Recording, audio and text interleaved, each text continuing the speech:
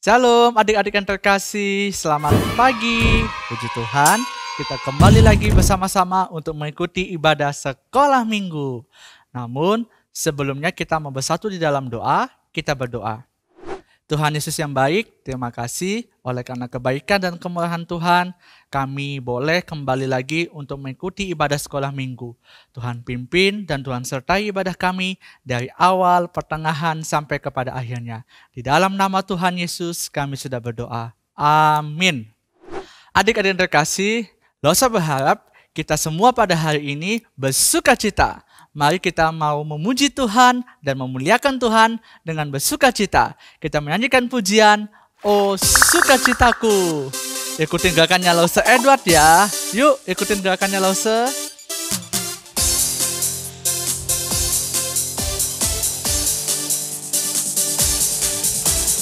Oh sukacitaku, pam pam pam pam, sejak ku jumpa Yesusku. Oh sukacitaku, pam pam pam pam, ku temukan juru selamat. Dia mengasihi aku, bahkan mati bagiku. Sukacitaku ini penuh. Sekali lagi, oh sukacitaku.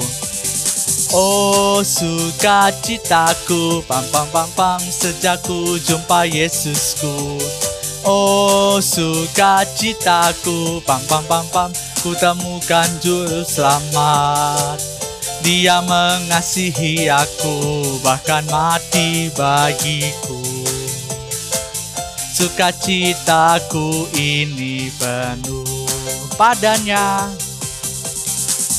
Padanya aku berharap, pada Yesus Allah yang hidup. Padanya aku berserah, padanya aku berserah, Yesus sumber kehidupanku.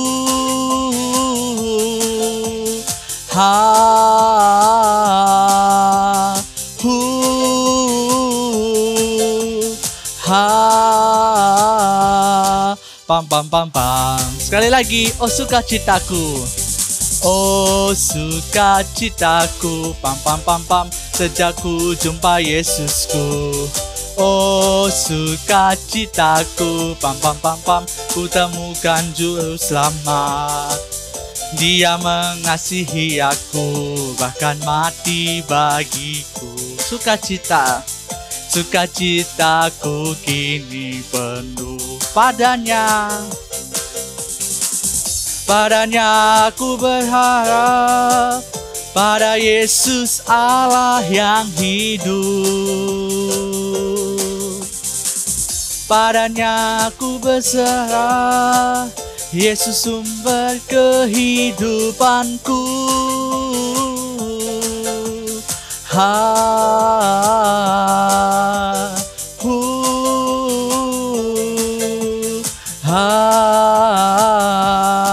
Pam pam pam pam, padanya ku berharap, padanya aku berharap, pada Yesus Allah yang hidup. Padanya aku berserah, Yesus sumber kehidupanku.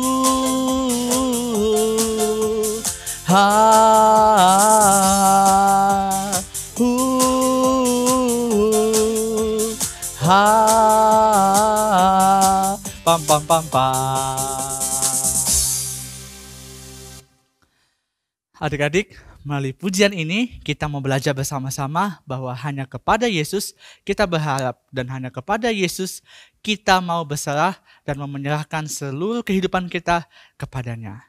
Nah, adik-adik yang terkasih, sebelum kita mau mendengarkan firman Tuhan pada pagi hari ini, kiranya kita menjadi anak-anak Tuhan yang siap untuk memberitakan Injil kapanpun, dimanapun, dan kemana saja. Biarlah adik-adik kita tetap terus semangat untuk memberitakan Injil sebagai anak-anak Tuhan. Mari kita menyanyikan pujian kemana saja dari Kidung Pujian Kristen nomor 215. Kemana saja ku telah sedia Pimpinanmu tak akan pernah salah. Tolong ku taat memikul salibmu. Tuhan pimpinanmu sempurna. Dalam kota besar atau dalam rimba, jiwa sama berharga di matamu. Kemana saja ku telah sedia, ku mau cinta yang dicintamu. Kita menyanyikan pujian ini sekali lagi. Kemana saja ku telah sedia, pimpinanmu tak akan pernah salah. Tolong ku taat memikul salibmu.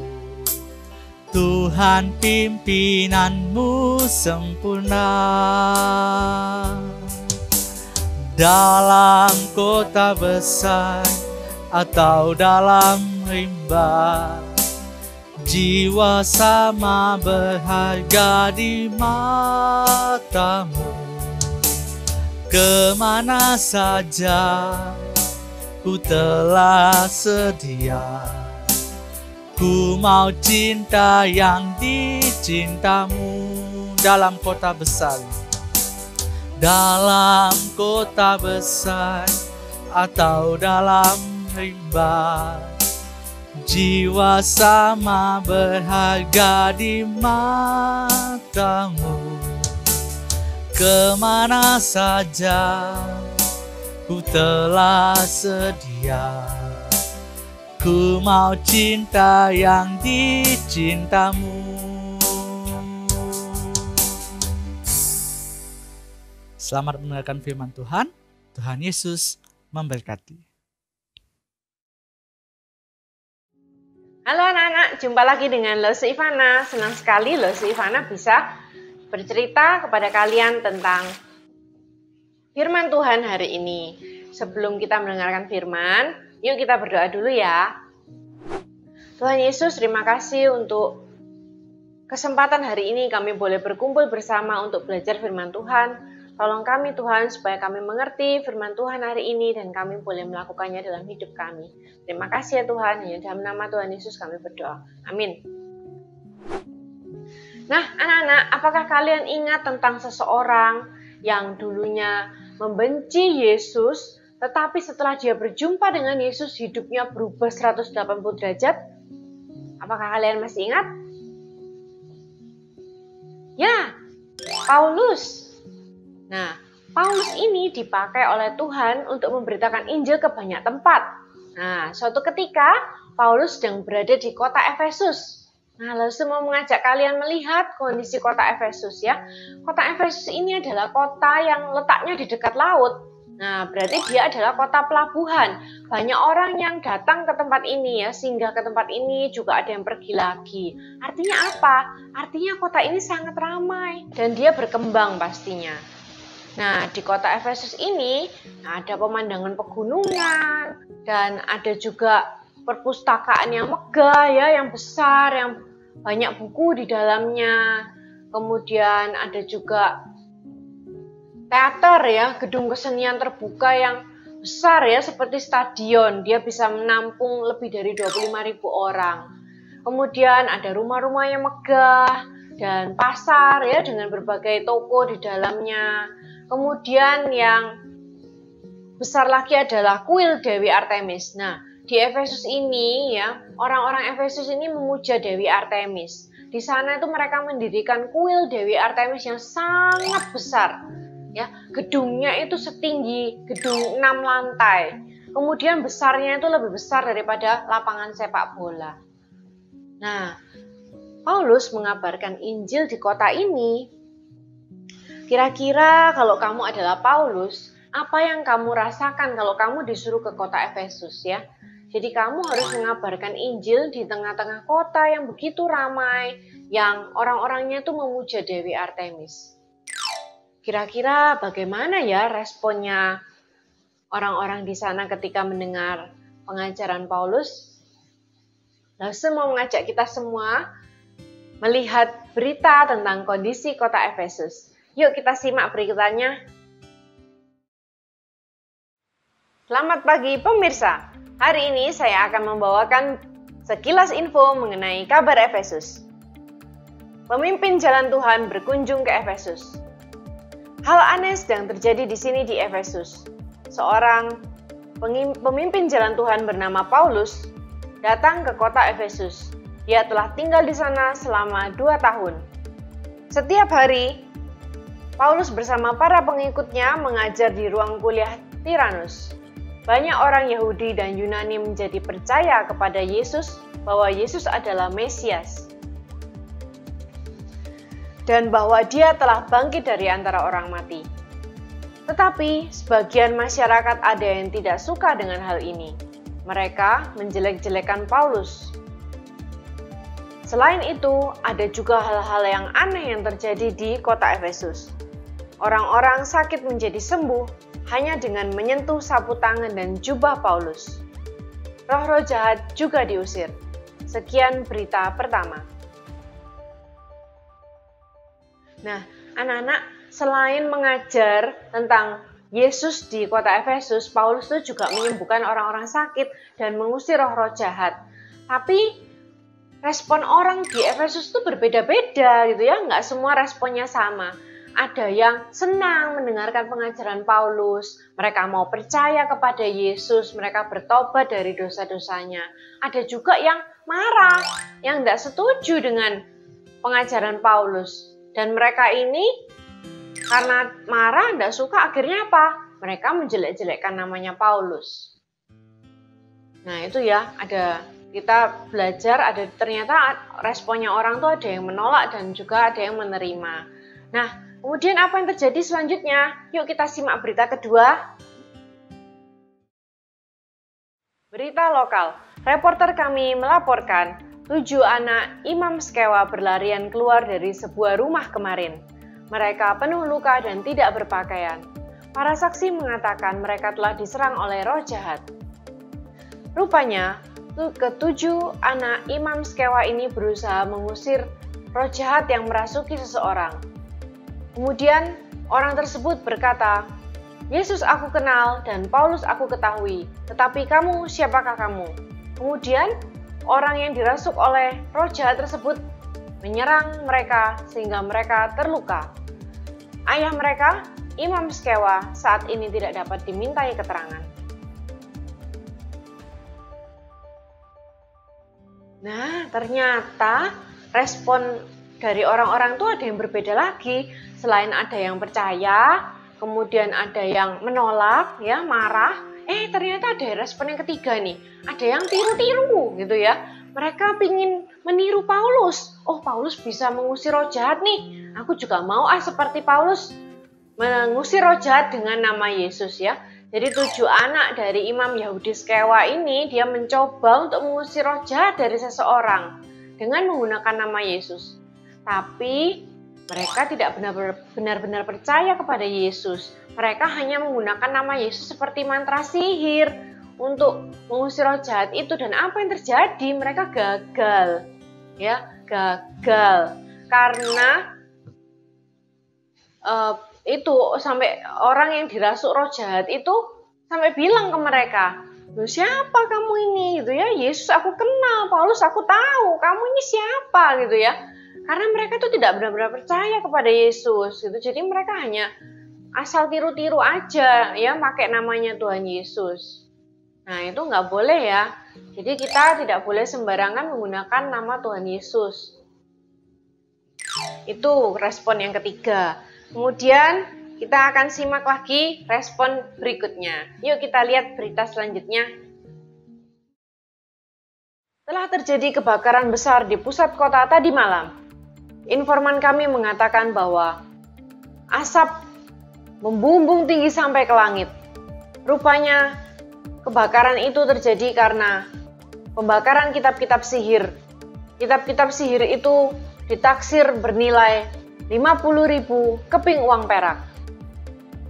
Setelah diselidiki, ternyata orang-orang yang membakar gulungan-gulungan kitab tersebut adalah orang-orang yang mendengar ajaran Paulus kemudian percaya dan mengikuti jalan Tuhan. Mereka sudah meninggalkan kitab-kitab sihir mereka dan percaya kepada Yesus. Nah, respon selanjutnya ada orang-orang yang sudah bertobat dan percaya kepada Yesus ya.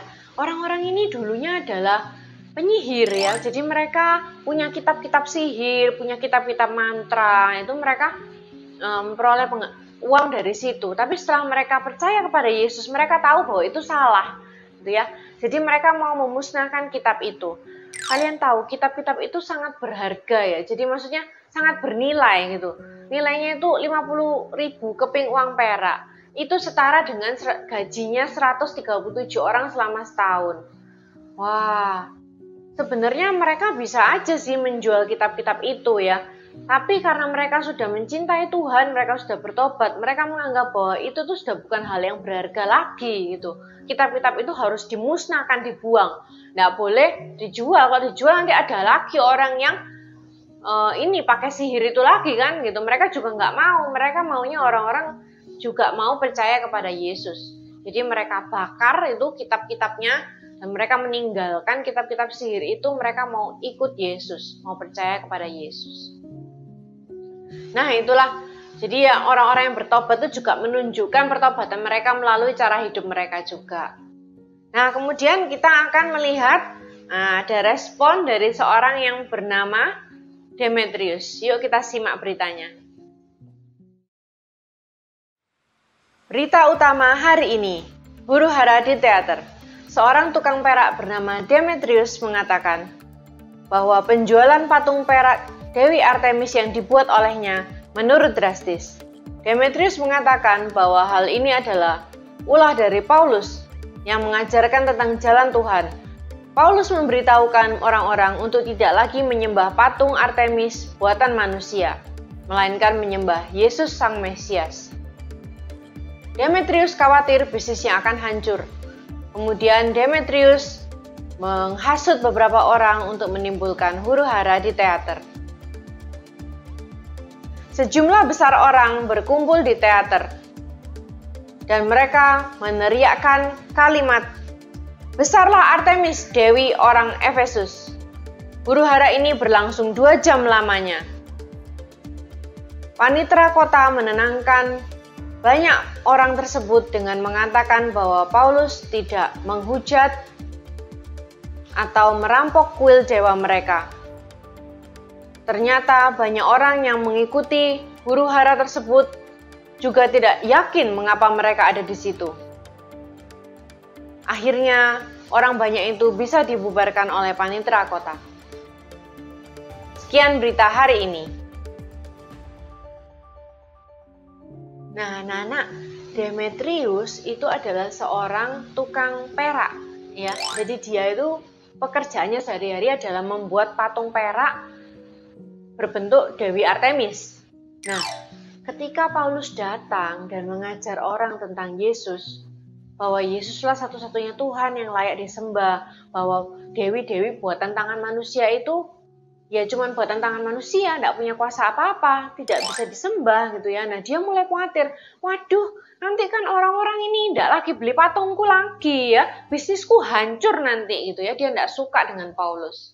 Akhirnya dia menghasut orang untuk menimbulkan kekacauan gitu ya, menimbulkan huru-hara. Mungkin kalau zaman sekarang kita lihat kayak demo gitu ya. Nah itu jadi orang-orang berkumpul, mereka teriak-teriak, terus mereka menimbulkan kekacauan. Nah sebenarnya saat itu Paulus juga ingin memberikan penjelasan kepada orang-orang itu, tetapi murid-muridnya mencegahnya karena itu tidak aman. Nah untunglah panitera kota berhasil membubarkan orang-orang itu. Ya, di sini kita melihat bahwa respon dari Demetrius itu seperti itu ya. Dia tidak suka dengan pengajaran Paulus karena dia menganggap, wah ini Paulus ini menghancurkan bisnisku nih gitu ya. Aku bisa kehilangan pemasukan, kehilangan uang yang sangat banyak. Nah karena dia itu ya nggak suka, akhirnya dia menghasut orang banyak untuk menimbulkan kekacauan. Nah, dari cerita-cerita hari ini, ya, kalian tahu bahwa ketika orang mendengar Injil, itu ada yang suka, ya, ada yang percaya, sehingga mau bertobat, ada juga yang nggak suka, ada yang juga yang marah. Dan mereka menolak Injil itu, bahkan bisa responnya macam-macam gitu ya. Ada yang marah, ada yang menjelek-jelekan, ada yang menghasut orang juga untuk menimbulkan kekacauan. Nah, memang memberitakan Injil tidak mudah, tapi Tuhan itu pasti memberikan kekuatan dan keberanian kepada kita. Nah, sekarang pertanyaannya, anak-anak, maukah kalian seperti Paulus mengabarkan Injil kepada orang di sekeliling kalian? Bagaimana?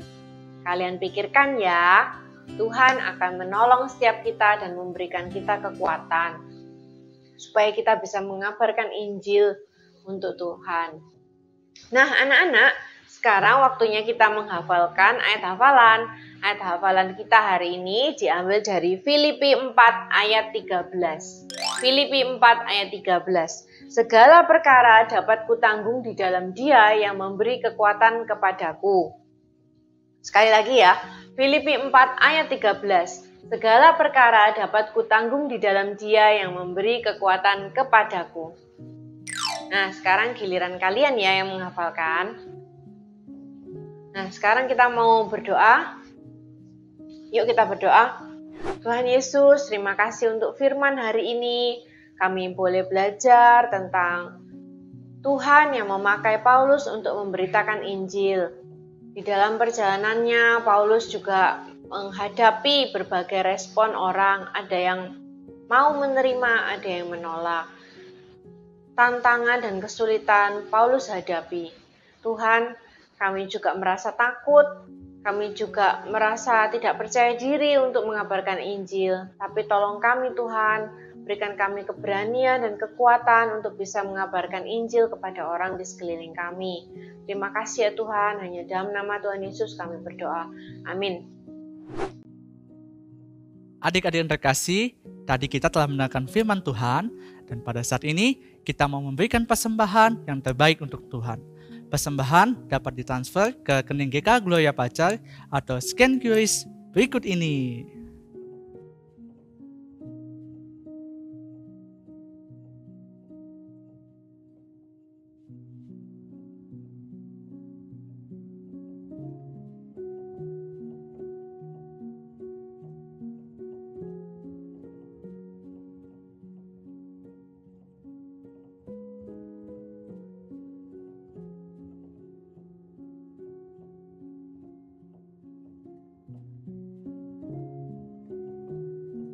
Adik-adik yang terkasih, ibadah sekolah minggu kita telah selesai. Nah, adik-adik jangan lupa ya untuk membagikan link video ibadah YouTube ini ke teman ataupun ke saudara kalian, supaya mereka juga mendapatkan berkat yang sama daripada Tuhan. Happy Sunday, God bless you, bye-bye.